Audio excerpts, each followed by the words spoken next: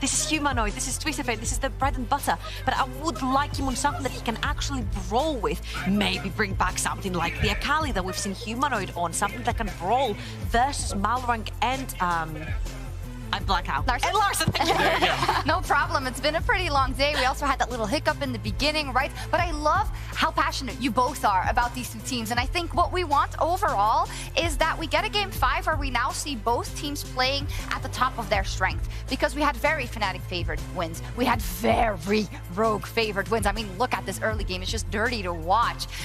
But in the momentum game, it does feel like Rogue has really overtaken, and now those ghosts from years past in terms of playoffs may come rearing their ugly heads again. I was looking for the idiom, sorry, it was hard to find.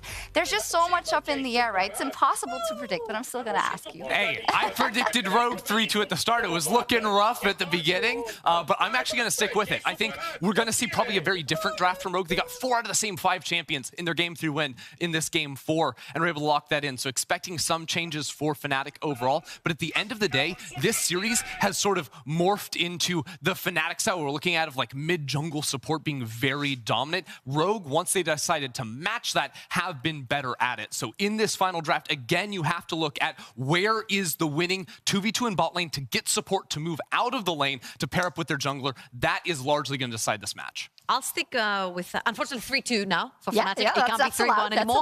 But I want to say that I think they should probably stick to the strong guns. They should stick to getting that bot lane rolling, playing with something more aggressive. I enjoyed how Ender mentioned the Pyke as well. The second you lock in that Twisted Fate, you know you want to play around the mid jungle. You know you want to roam around.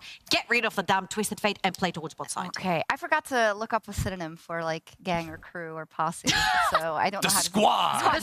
Yes. Yeah. For the last time today, let's send it over to our squad for picks and bans and a spot in the spring finals.